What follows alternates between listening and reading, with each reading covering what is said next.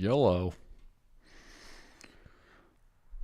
Okay, today I want to talk about the 7 use cases for AI in real estate. I use the crap out of Agentic AI. That means AI that can actually go out and do stuff on my behalf. Basically, a employee that will work for you all night and doesn't complain very much. Okay, and everybody who's a little bit freaked out about their jobs, hey, rightfully so.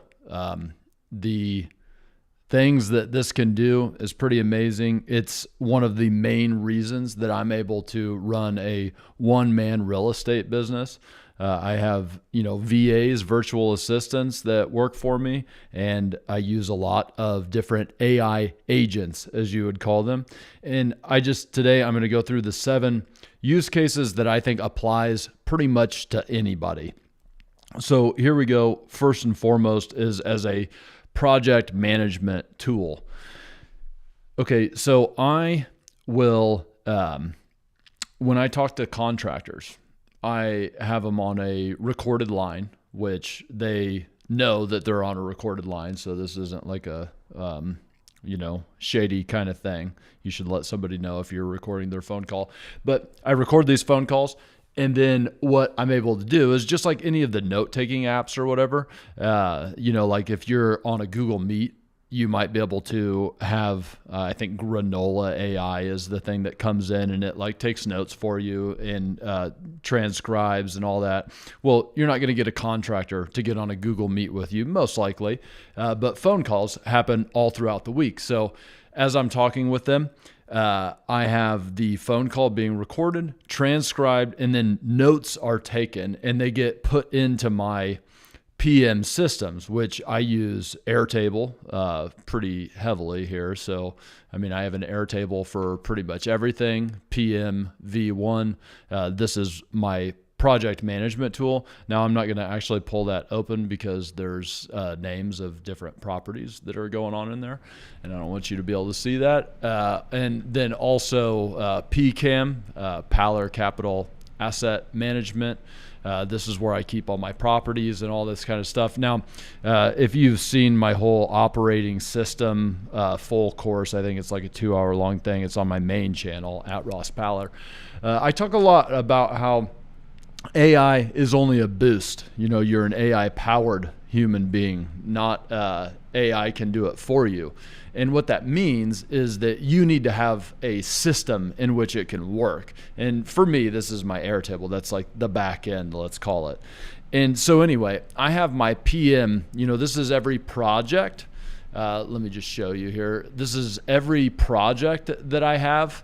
And then inside of each project, I have what I call PM planning. That's where I'm going to keep track of like the job. There's different types of things. There's a job, a task, and there's reference, something I need to come back to. It's going to have the project that I'm on. This is like a big way that I'm able to manage so many projects. I have 16 going on right now, that I have this for every single project in there. And then I have my AI, which will actually hop in there. We're on PM tool right now. As I'm on this phone call, I get done with the phone call. I say, yo, Jarvis is what I call it. You get it, Iron Man. I say, hey, Jarvis, go ahead and listen to that phone call and then fill in the notes as you need. And also, could you, at the end of that, could you spit out anything that I need to do? And also, could you draft a text for contractor A just to make sure they remember the priorities that we talked about. Now, once again, this always comes back to your personal systems. So I need to make sure as I'm on the phone call with these guys that I am making sure that I'm highlighting those things. Hey, I know that we just talked about a lot. I want to recap. These are the most important things to me. And these are the things that I want you to remember. These are the deadlines that we talked about, et cetera, et cetera. And now your AI can be more effective for you. Just think about this like if you've ever had an employee, an assistant or whatever. It's like they don't know what you're thinking. The AI can help you quite a bit, but just like a contract, this is like wild how similar it is. But just like a contractor isn't going to go into the house that you just bought and automatically know exactly what a real estate investor would want and what would be the right ROI moves to make on a house. Well, your AI is not going to know what the hell you want unless you let it know. So that's what I'm doing when I'm on the phone call with these guys. I am recapping, prioritizing. Okay, so next is going to be we're going bids, bills, and that looks like cheeks, but it's checks. Okay, so bids, bills, and checks. Same system here in my PMV one. Basically, what I'm going to do is, as I talk to you guys a lot about, you want to get your written bid, the scope of work. So 3 ways when you're getting a bid from a contractor, you are going to, have your written scope of work. You're going to have your verbal, and then you're going to walk through and have like the video and such. Okay. Well, when I get these bids from the contractors against those 3 things, saying, hey, $5,000, and it's against that written scope of work, I have it put in, I have the Agentic AI, my jobs agent, as I call it. I have the jobs agent named Jarvis, by the way, as I said that earlier. But I have Jarvis take those bids that are usually in text message form, and I will screenshot the actual text message. And or if it does come in email, some of these guys send them an email, and we're going to save it in there. And I have a bids table where we save the price, the scope that was written out, a video in a Google Drive is what I use, and I have that price. And I have the screenshot, the proof that, we can go back to. And that's all put into the bids table. Now, I might only get one bid for a certain scope of work.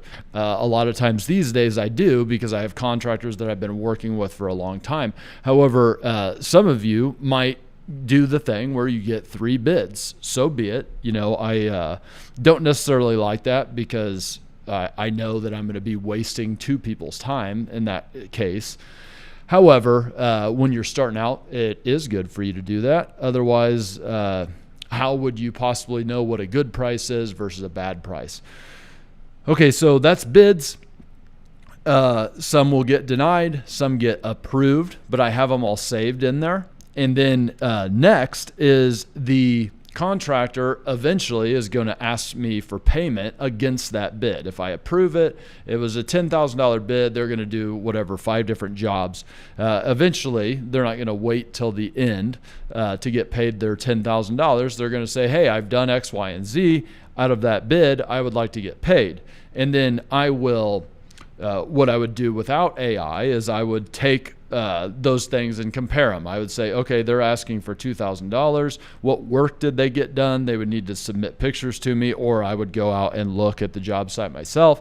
And I would say, okay, well, it seems like I'm still ahead of the money here, meaning I'm paying $2,000, $10,000 is owed, more than $2,000 worth of work has been done, so I'm clear to pay that. Now, I'm not going to let AI make that decision for me, but all the administrative crap that you have to do with that, meaning I have to adjust the bid, say $2,000 has been paid out of the $10,000, I approve this amount, and then finally, the best part is I use, pointing at them right now, checks that get printed. So my AI has access to my QuickBooks account. Okay, not full access, but you give it API access. And then what is able to happen is if I approve that bill that the contractor sent in, it will actually print a check right over there on my printer. I come, sign it, put it in the mailbox. It's good to go. It saves me a lot of work. And that's all the crap that I hate doing. You probably hate doing it too if you chose this line of work. Hey, what's up, guys? Okay, so next is... So that's bids, bills, and not cheeks, but checks. And now the scope of work builder. All right, another thing that is just quite the headache is to have to go through every project that you might be buying. You've probably already assessed the deal. You said it's good. And you now have to actually build out a scope of work, and that's just lots of line items. And you want to break those scopes of work down into a way that you can, for instance, share them with contractors. And what you can easily do is, one other thing is you definitely want to make sure that you get everything onto a scope of work. This is a big problem that a lot of people have, including myself, that even if you've done 100 of these, there are like so many different things that you need to look at. And one of the biggest mistakes that you can make is that you just like totally forget something. Like, I kid you not, you go build a whole scope of work saying, it's going to cost $40,000 to do this project on this house that I want to buy. And you forget something, like literally forgotten before to put the price for a roof. Like you got to go through the check marks every time. And there's like 90 different potential jobs you could do. I'm talking structural, talking framing, talking demo, talking clean out, mechanical, electrical, plumbing, floors, paint, trim, all these things you have to run through your head every time. Okay, so it's really easy if you just set up your Agentic AI to know all of the different things that you might potentially do. Okay, so I would use something like this. I can actually show you this one. So I would use something like this to feed into my AI, and these are all the different jobs. There's 97 of them. Okay, and I would just go through the house and I would make a voice memo and I would say, hey, I need to do this, I need to do this, I need to do this, I need to do this. And then I can feed that in to the Agentic AI. It can go ahead and organize things for me. Now, like I said, it is a big issue to possibly forget everything. That is why I built the Flip-O-Rhythm. Now, this is a free tool for any of you guys that are in my community, or you could even go to the website and find it. But in my community, in the classroom and the downloads, you'll find the different tools. And the reason I built this is for the exact reasons that I was just telling you. And yeah, I did use Agentic AI to build this thing, coding AI. But anyway, it has all the mains. All right. So the quick 6 plus others, if you end up having to take drywall off, it actually opens up some of these other big items. These are the big ticket items. If those come up, they really can make or break a project. So as I'm walking through trying to build my scope, I'm looking through all these things, the auto ads, things I do on every project, the replacements, these are the big ones. And you decide whether you're going to as is, replace, or repair these different replacement types of items. And then there's just some extra. Is this all inclusive? Is this all 97 of the things? No, it's not. But the whole point is you got to just make sure all the things are in front of you. Okay, so these are the things that I would feed into my Jarvis to make sure that I've hit everything, and then to organize it. All right? Because this is not a spreadsheet. This is not something that you go and use on a actual job site with contractors. Now, I am working on a full course on the scope of work thing for you guys, also free. But anyway, this is an example of what you would do with AI. So scope of work builder, bids, bills, checks, PM tool. Next is mail. This is a huge one for me. As you guys all know, I send direct mail to people. That is how I get my deals 100% of the time. I do it because I am just too damn tired to go out there cold calling, talking with wholesalers, keeping those relationships. I don't like giving offers on the real estate market. Just that's where everybody else is. So I send direct mail. People get the mail. When they call me, they know why they were calling me. They didn't think they called a postcard that said, I'll buy your house in cash. And they think that I'm planning on overpaying for that house. Okay, so I have to build these mail lists, right? And it's a lot of work. Basically, what I have to do is I have like my neighborhoods that I send to. So I have 21 different neighborhoods, 22 give and take, depending on the month. But different neighborhoods that I send to. And basically, every time I go through these neighborhoods, I go through a few different things. Okay. Number one is buy box. So basically, like in a given neighborhood, I want to make sure that I'm not sending to any outlier houses. So you pick the neighborhood that you're going to send mail to because you like the houses in that neighborhood, but not all houses. Like, let's just say I like this neighborhood because they're houses that are like built in the 1950s, 1960s, 70s.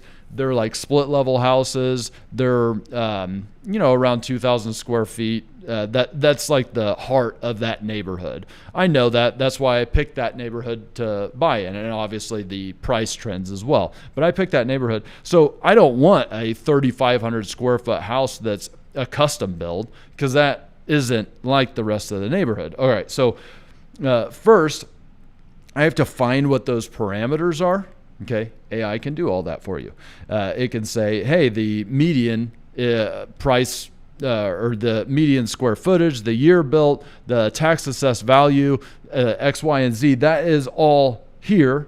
Anything outside of that, bye-bye. All right, so that's the first thing you have your AI do. Next, you want to split this up into 4 different audiences, all right, because ultimately what you're going to do, you have audience. I'll explain that here in just a second. And then you are going to have your motivator lists, or as I like to say, your pain lists. Because the reason that people sell you houses for the prices that you need to get them at to be a successful investor is because they have headaches that they just don't want to deal with. Like, that is why you would sell to somebody for cash at a lower price than you'd be able to get on the market. If you wanted to go through all the pains of going on the market, yes, you're doing it because you want the highest price possible. Some people don't want to deal with that crap. Okay. And you got to find those people. Okay. And so you have to build good lists to be able to find those people. And this is exactly how you do it. So different types of people, different audiences will have different types of motivators. All right. So the different ones are, let's just call them owner occupant. Okay, these are people who, like, it's their primary residence. They live there. You have landlords. These are people who own a house and they don't live in that house. That's how you know what a landlord is. You have heirs. Okay, these are people who have been given a house or like sold it very cheap because it was an arm's length transaction or non-arm's length transaction, meaning they are some sort of relative. And then finally you have flippers. That's like us. And I don't even know why I'm writing that. It's not like anybody could read it, but you know that it's a flipper because they're buying short term, and generally you can see by the type of loan that they got. Okay.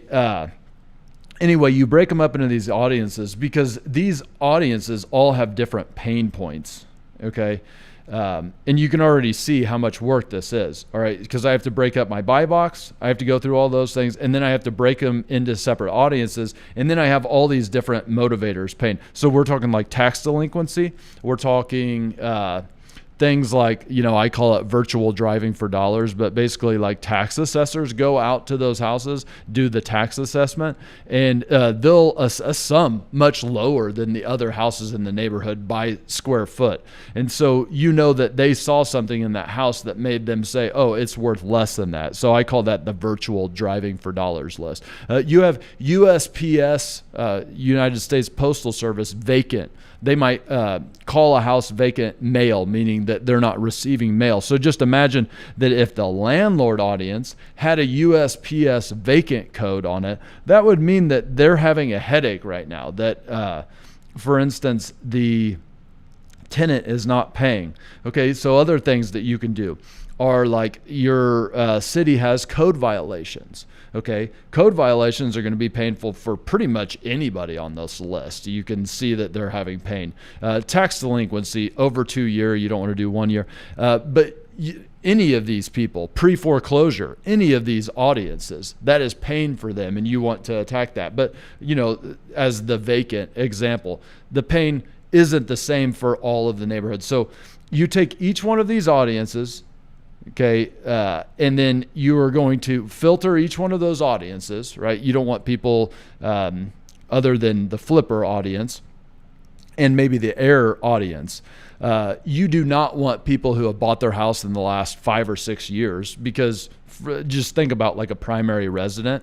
They're not going to have any equity in their house. They didn't get a great deal on the front end. So after 5 or 6 years, they're not going to have pay down that loan enough, not worth it. Okay, so anyway, you filter the audience. Now you have these filtered lists, and then you apply the correct motivation list to them. Okay, one at a time though. This is important.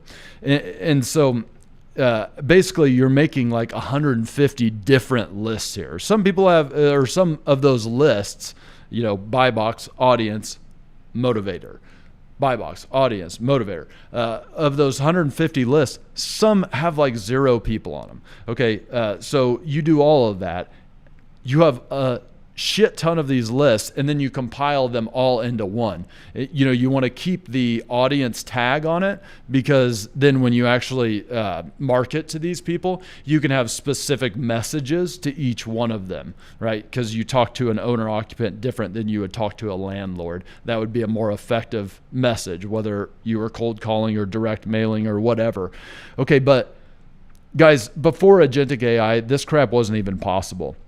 I would make all these, it was a way less version that I used to do, because I don't have time for all that, and I'm kind of lazy. Okay, so anyway, that is exactly how you want to break all of those things up, and you will have the highest quality freaking lists you could possibly have. All right, great. So that is your mail, or just list in general. If you're not like me and don't like sending mail, you can get a list. You can cold call these people. You could text them. You could cold email them. You could go knock on their doors if that's what you like to do. Okay, next is the landlord audit. Okay, I own 150 plus rentals. And gosh, is that a full-time job that I didn't expect? Passive income? Bullshit.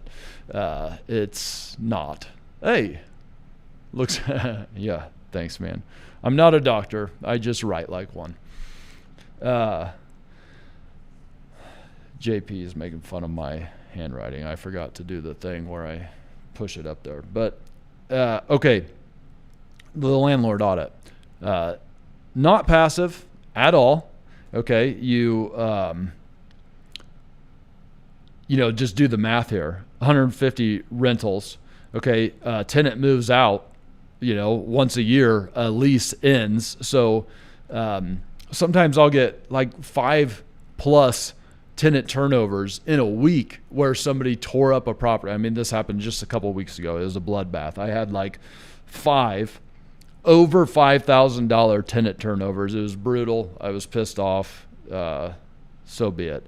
Okay. But anyway, it's a lot to keep track of, because just for instance, when you get one of those turnovers, you're going to have some are like, let's say it's a $5,000 turnover. Okay, $2,000 of that might be tenant caused. They messed something up, and then 3,000 of it, they might be saying, well, it's just the property thing. Well, I go through each one of those, and I'm like, I don't know. Seems like that could be tenant caused.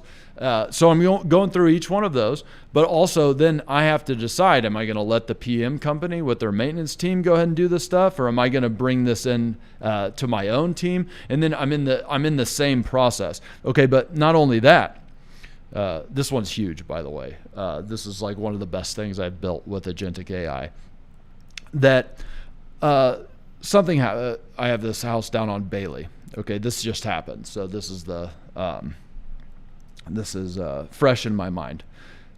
The water was leaking in the crawl space, okay? And I was like, oh, gosh, I feel like this happened before. Like, didn't I already pay to have this fixed?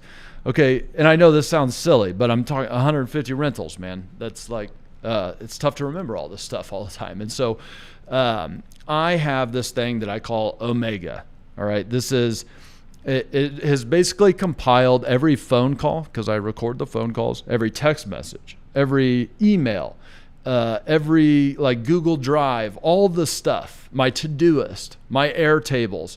It has compiled all that over like a decade. Okay, my business stuff into what I call Omega. By the way, Omega's that movie with Tom Cruise where like all the aliens were in there and they had like the single brain. That's why Omega. Anyway, I was able to query this thing and say, hey, didn't I have this problem in the past? And it's like, oh yeah, you sure did. 6 years ago, you had a phone call with the property manager talking about this exact issue, and this is what they did. And I was like, wow, that is great. No way would I have ever remembered that. Just that maybe something happened in the past. Okay, so this is part of my landlord audit that I do every month. I go through, I do, this is how much money I was expecting to get. This is how much I actually got. This is, what my principal, interest, taxes, insurance is. So this is how much actual cash flow I have. Let's go through maintenance. These are all the things that came up. These are the things that I didn't approve to get done that I paid for anyway. These are all the things that have been reoccurring issues based on my Omega, and et cetera, et cetera. Being able to go through that amount of data that quickly is, it's great. There's no way that you can do that personally. So, you just kind of let things go is what happens. But anyway, this thing, it builds out my Airtable for me so I can go into the meeting with my property manager every month and go over those things. Ooh, one other thing that I have it do is money that's owed to me. So a tenant moves out, whether happily or not, and they mess something up, you might not collect that money from them. Let's say that they owed $5,000 when they moved out because they messed stuff up. You might not get that money from them, but you go get a judgment against them. And that judgment, you have to pursue it. And so this is another thing that my landlord agent does for me is it keeps those things in front of me. Hey, this person still owes you $5,600 from, this date. Ask about that. Basically, this is helping me in my meeting with my property manager. Okay, so that is number 5. Number 6 is just a general assistant. Okay, basically, with all of them out there, I'm talking like Codex, or some people use Claude Code. Now there's the Grok bot that just came out, and Grok has gotten a lot better. That's Elon's stuff. And you're going to give it access to tools, and it can just do anything that an assistant will do, probably better, because every time you teach it something, they do something wrong. You say, hey, this is the way that I would have preferred it. And now you save that in a memory, and it just gets better every time, as opposed to working with actual employees where you basically like with a actual employee, what you do if you're good is that you stay focused on, hey, here are the issues that I want to work on like this quarter. All right. And these are the top 3 things, and we're just not going to worry about anything else. I want you to really focus on, let's get these things right. Okay. And in my mind, it's like, let's get these things right, and we get them right in that quarter. Okay, great. Good job. Let's stick with that. And now let's move to these next 3 things for the next quarter. These are the things that we're going to work on. And that way we're constantly progressing, getting better and better and better. But here's what happens is you move on to those next 3 things in the next quarter. And then all of a sudden the things that you thought you already fixed last quarter are messing up again. That sucks, right? Well, computers don't do that crap. You fix it and it's fixed. All right. So these skills, as they call them, which are basically just workflows, you keep fine tuning them and they just get better and better every time. It's great. General assistant that improves and will work for you all night. Hey, I want you to do X, Y, and Z. I'm going to dinner right now with my family. So just keep working until you're done, please. Great. Last is the underwriter, is what I call it. So I go to buy a house, and there's things that I want to look at. I want to find out, is it in a flood zone? Does it have any easements, like these DOA checks, dead on arrival? Easements, any legal stuff with the liens or whatever. Obviously, that's going to be checked with title companies, but I like to do a preliminary check myself anyway. I like to see, hey, who's the owner? Okay, so I would get the owner. It would do a little bit of a check on them. It would give me their phone numbers. It would give me other people who own that property. This is like the full underwriting of the property. Also, I go pull like deeper comps. Now, I do want to say this. You guys probably know about Homebase and how we pull comps on there. I also have these tools that I use to pull comps. Nothing ever beats you knowing the neighborhood yourself and looking through those things and doing it. Like this is a thing that, once again, I am AI powered. I do not trust AI, or I guess it's probably a bad thing, but I don't trust anybody fully. This is systems that you have built, and there are certain things that you need to check personally. Comps, that's one of them. Construction budgets, that's something I want my eyes on before I go make a couple $100,000 investment into something. Okay. I've certainly bought a lot of houses sight unseen with great underwriting. That's the main thing. So anyway, that's the underwriting Agentic AI that I use. It just goes through all this stuff, sends me this big report that tells me all the things that are potentially wrong with it. Also gives me the owner's names and numbers. And then, once again, and guys, hit me with any questions that you have, you guys that are on here right now in the comments. But basically, it's like this.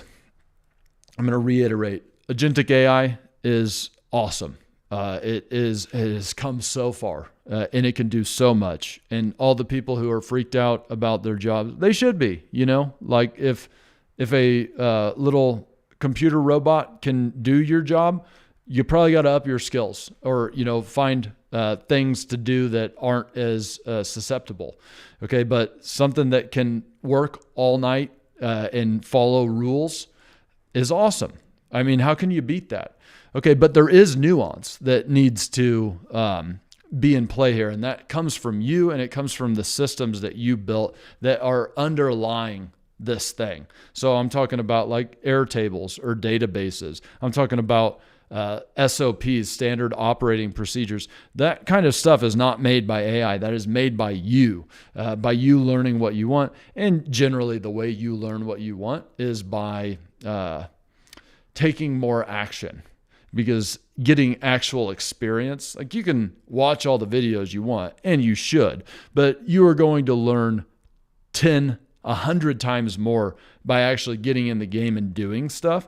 Okay, so it's that knowledge, the actual book smarts that you're getting here, times the experience actually doing the thing, that equals true skills. All right. And then that is how you decide what you want. That is how you build the platform off of which anybody can help you, not just Agentic AI, an assistant that you might hire, your contractors. Like your contractors aren't going to know what to do if you don't know what you want.